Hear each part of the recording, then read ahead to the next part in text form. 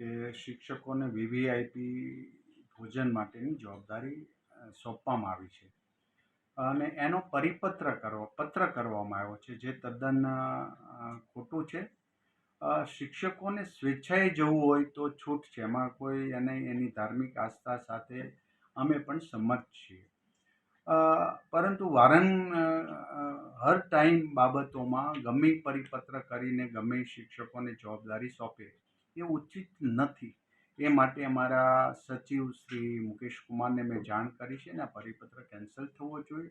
સ્વેચ્છાએ જે શિક્ષકોને જવું હોય તે જાય. શિક્ષણ બગડે એ ભોગે.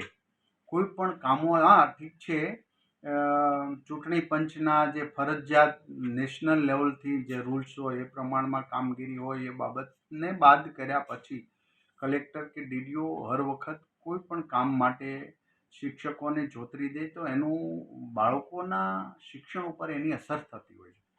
તો આ બાબતની આવનારા સમયમાં અમે ચોક્કસ એક ફ્રેમિંગ બનાવીશું કે અમારા સચિવ સાથે સંકલનમાં રહીને પછી જ આ નિર્ણય લઈ શકે. આડેધડ નિર્ણય લઈને શિક્ષણ ઉપર એની અસર થાય એવું ન થવું જોઈએ.